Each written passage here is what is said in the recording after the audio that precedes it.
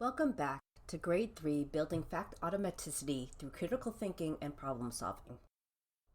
You just watched a short video by Mike Flynn, a professor of mathematics education, and were asked to reflect on your practice of teaching. Although we do not recommend using timed tests in the classroom, and research tells us they can be harmful to students' mathematical identity, we understand that they are often in curricular programs. If that's the case, here are a few ways to make timed fact tests a more meaningful and useful assessment. The first way is asking students to skip the fact combinations they do not know automatically. It can be helpful to describe this to students as knowing something the way they know their own name. Fact automaticity is about knowing the answer to basic combinations without having to think or use strategy. How students reach automaticity matters, and it is an internalization of the facts that students are working towards. 2. Have students complete the assessment with 2 different color pens. They will use the first color to complete the timed assessment, making sure to skip the ones they do not know like their name. The second color is for going back and figuring out the answers in whatever way they can to the ones they skipped. 3. Give more time. Depending on the assessment, you may want to extend the time. Although this alone will not improve students' understanding, being timed causes anxiety for many students. 4. Facilitate the assessment in small groups so you can watch and ensure that students are skipping combinations they do not know like they know their name. Approaches like these will provide you with more reliable and actionable data. The timed test itself is not the endpoint. Our goal is to understand what students know and are working on in order to design learning experiences that target students where they are. If you use timed tests in your classroom, how will you make this practice more meaningful? Jot this down in your journal. What strategy or approach will you try? How will you discuss it with students? What will you look for to know if it is improving the quality of your data?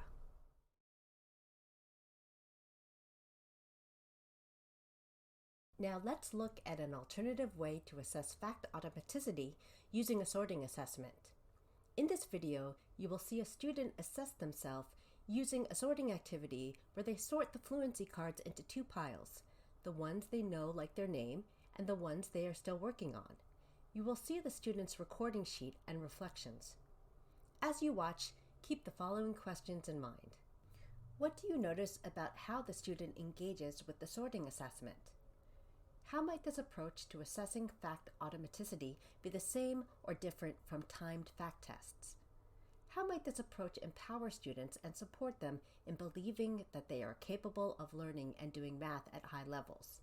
This is about building students' mathematical identity, their belief that they are able to be mathematicians.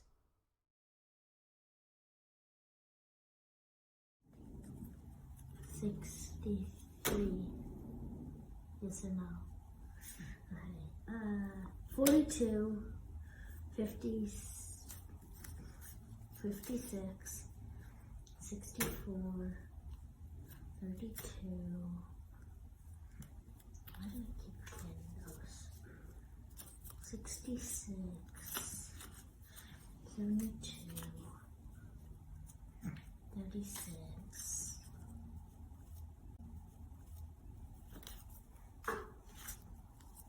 49.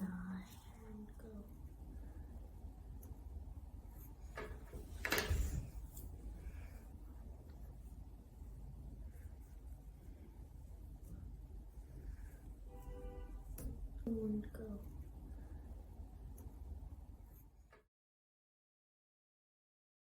What we noticed about this sorting assessment. This approach is similar to timed fact tests in that both aim to assess an important piece of the foundational standard, Standard 308A7B. This standard tells us that by the end of 3rd grade, students should know by memory all products of 2 one-digit numbers.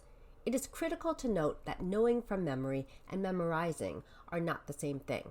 How students get to knowing by memory matters. Additionally, 308A7B is not a standalone standard.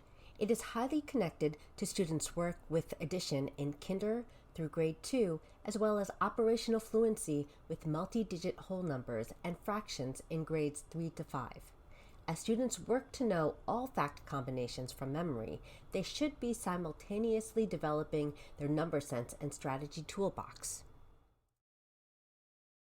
And there are some key differences between the assessments as well. The sorting activity is less anxiety-inducing and more accessible than a timed fact test. It also lends itself to math discussions about patterns and relationships that are embedded in fact combinations. You will see more of this in Session 2. Timed fact tests will often send the message to students that math is about speed and performance rather than critical thinking and problem solving. Additionally, the sorting assessment empowers students and taps into their identity as mathematicians. The sorting activity puts the students at the center of the learning. Students can manage the sorting assessment themselves. Students are owners of their own data and can set goals for themselves.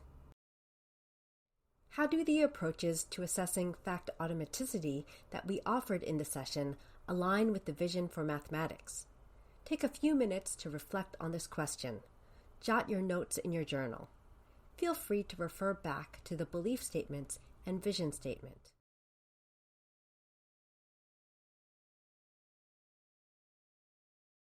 Connecting back to the vision statement will be an important part of your practice this year. You can always use the prompt, "How does this align?" Here is some of our thinking about the alignment between the vision and the adaptations to timed tests, as well as the sorting activity.